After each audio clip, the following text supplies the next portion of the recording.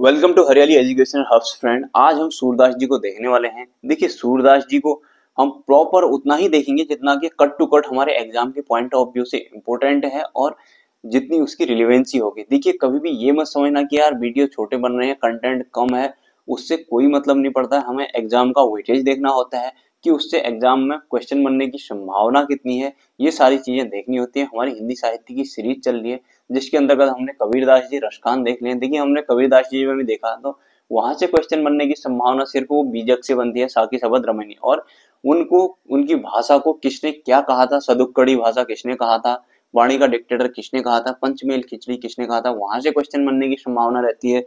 फिर हमने रसखान जी में देखा था उनकी दो तीन जो रचनाएं हैं उनसे बस क्वेश्चन बनने की संभावना रहती है। उनका जो मूल नाम सैयद इब्राहिम वो पूछा गया है क्योंकि वो, देखिए, वो इसलिए पूछा गया था ना क्योंकि वो मुस्लिम राइटर हैं, तो फिर उसके बाद भी वो क्या कर रहे हैं, कृष्ण भक्ति कर रहे हैं, तो इसलिए उनका मूल नाम पूछा था सैयद इब्राहिम। वहीं से जन्म वगैरह हल्का हल्का देख लिया सबका, तो इनसे क्वेश्चन बनने की संभावना रहती है। हम बहुत ज्यादा इधर उधर की फालतू चीजें नहीं पढ़ेंगे क्योंकि हमारे पास 3 से 4 5 महीने हैं।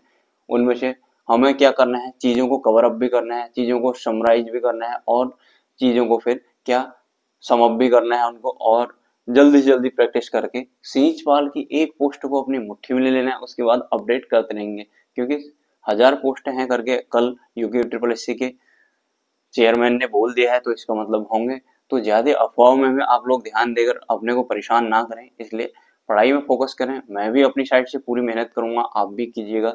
एक दिन आप लोगों का जरूर सिलेक्शन होगा। जो साथी मेहनत करेंगे तो आप लोग खुद मुझे बताएंगे कि हाँ, सिलेक्शन हो गया हमारा। तो चलिए स्टार्ट कर लेते हैं। हमारे सूरदास जी,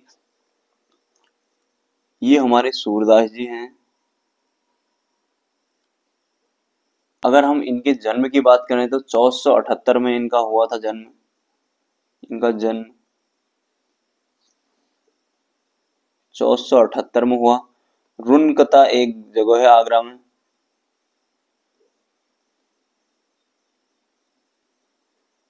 आगरा में इनका जन्म हुआ था। उसके बाद अगर हम समकालीन देखें तो ये अकबर के समकालीन थे।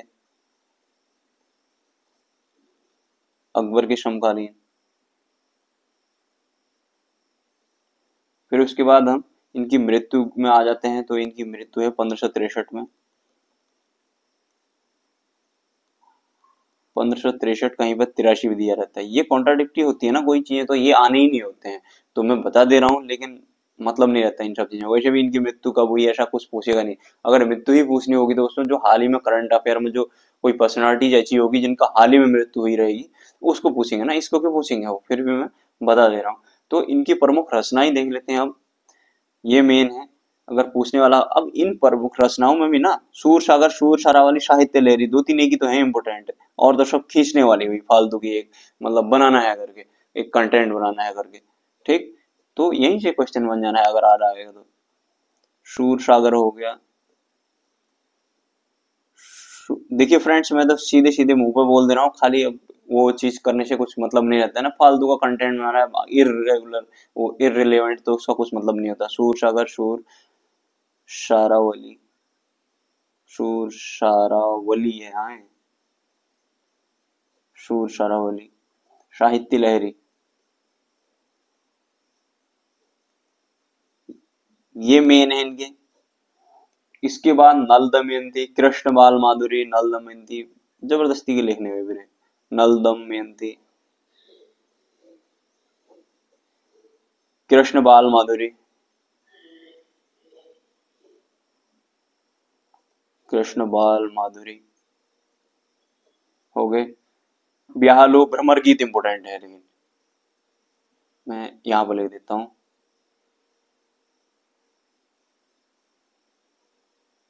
ब्याह लो है, हाँ, ब्याह लो। देखिए यहाँ पर लिख देता हूँ, ब्याह लो। इसमें भ्रमर गीत इंपोर्टेंट है।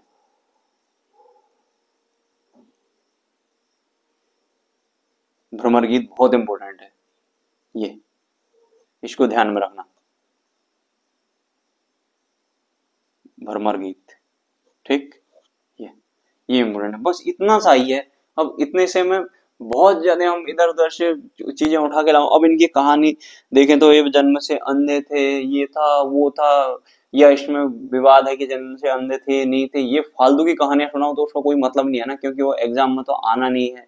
तो इनको एक बार सांप ने काट लिया था तो ये हुआ वो हुआ, जैसे रशकान के बारे में कहानियां है कि उनको सांप ने काट लिया था, फिर वहां से ये हुआ उनको, मेरा श्याम सलोना कहाँ गया, ये गया वो गया करके दुनिया भर की कहानियां हैं इनके बारे में भी उनके बारे में भी। तो उन चीजों का कोई मतलब नहीं था, हमारे एग्जाम के पॉइंट ऑफ व्यू से इतना इम्पोर्टेंट है।